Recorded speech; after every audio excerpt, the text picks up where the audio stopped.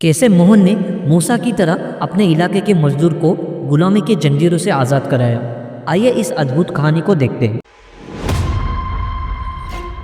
गुजरात के छोटे से गांव में एक आधुनिक इलाके में मोहन नाम का एक युवक रहता था। मोहन 28 साल का साधारण सा इंसान था, लेकिन उसके भीतर एक असाधारण सा जज्बा था और यीशु मसीह पर उसका अटूट विश्वास था। उसके माता पिता मजदूर थे जो फैक्ट्री में काम करते थे। बचपन से ही मोहन ने अपने चारों तरफ अन्याय और शोषण देखा था। उसके इलाके में एक बहुत बड़ा अमीर कारोबारी रघुवीर सिंह का राज चलता था। उसकी फैक्ट्री में 400 मजदूर काम करते थे, लेकिन वे मजदूर गुलामी जैसी जिंदगी जी रहे थे। 12-12 घंटे काम, बेहद कम मजदूरी और जरा सी गलती पर गाली गलौज या नौकरी से निकाल देने की धमकी, यह सब आम बात थी। जो भी मजदूर विरोध करता उसे गुंडे धमका कर चुप करा देते। लोग डर में जी रहे थे और अपने बच्चों का पेट भरने के लिए सब कुछ सह रहे थे। मोहन ने यह सब सालों तक देखा। उसके दिल में यह सवाल जलता रहा, क्या गरीब लोग सिर्फ जीने के लिए पैदा हुए हैं? क्या इनके लिए कोई न्याय नहीं? लेकिन जवाब सिर्फ खामोशी थी। एक रात मोहन फैक्ट्री से लौटते हुए पास के नदी के किनारे बैठा और यीशु से प्रार्थना करने लगा कि हे पिता, इन मजदूरों की सहायता कर और उस रघुवीर से इन्हें छुड़ा। फिर अचानक से उसके भीतर से गहरी आवाज गूंजी, मानो खुद यीशु मसीह उसे बात कर रहे हो।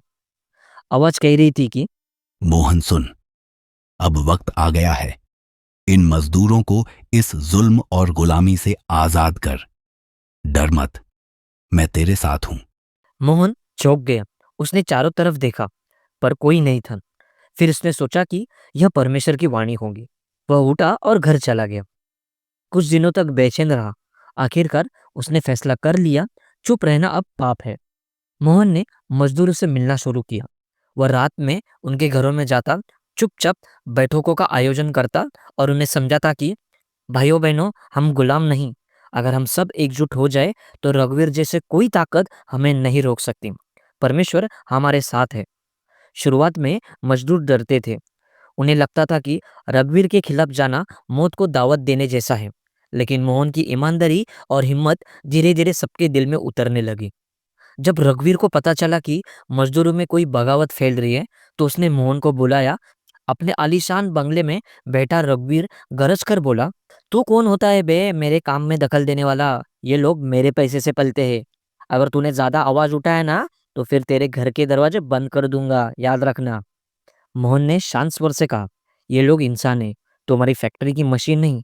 इन्हें भी जीने का हक है और अब यह हक लेकर रहेंगे। रघुवीर उसके बात पर हंस पड़ा। उसने मजदूरों पर कड़े नियम लागू कर दिए। मजदूरी आधी कर दी, काम का समय दुगना।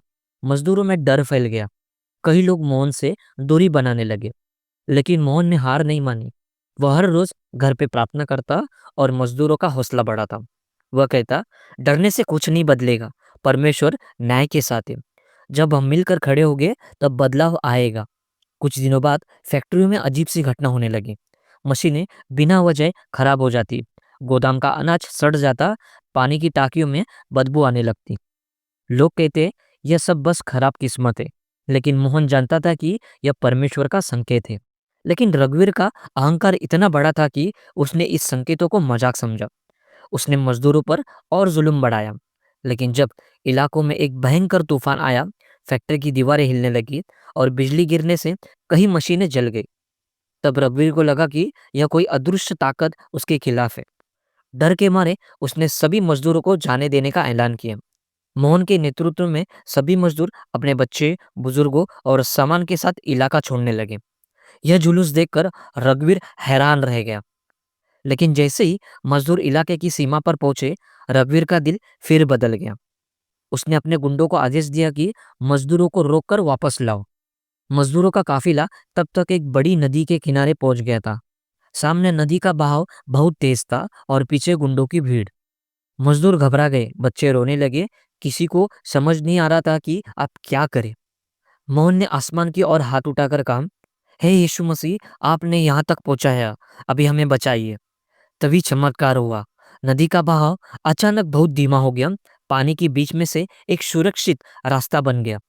मजदूर जल्दी जल्दी उस रास्ते से निकल गए। लेकिन जैसे ही आखिरी मजदूर पार हुआ, गुंडे नदी में घुसने लगे। लेकिन तभी पानी का बहाव फिर से तेज हो गया। गुंडे पीछे हट गए। सारे मजदूर और उनका परिवार सुरक्षित रहा। उस रात मजदूरों ने खुले आसमान के नीचे अपने आज़ादी का जश्न मनाया और सारे मजदूर ने घुटने टेक कर प्रभु का धन्यवाद किया। अगली सुबह मोहन की कहानी पूरे शहर में फैल गई। फिर यह बात इलाके के सांसद तक पहुंची और वहां के सांसद तुरंत मोहन और उन मजदूरों को मिलने आए। मजदूरों की सारी बातें सांसद ने सुनी और सांसद ने कहा, मैं रघुवीर को गिरफ्तार करने का आदेश दूंगा और उसकी सारी फैक्ट्री अब सरकार के पास रहेगी और आप सभी मजदूर फिर से उस फैक्ट्री में काम करोगे, बिना कोई जुल्म, और अच्छी तनख्वाह भी मिलेगी।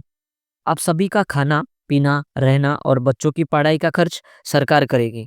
यह सुनकर सारे मजदूर खुशी से झूम उठे और सारे मजदूर ने मोहन को सम्मानित किया। मैं आशा करता हूँ कि आपको यह कहानी अच्छी लगी होगी। कहानी अच्छी लगी तो लाइक कर देना और चैनल को ज़रूर सब्सक्राइब करें।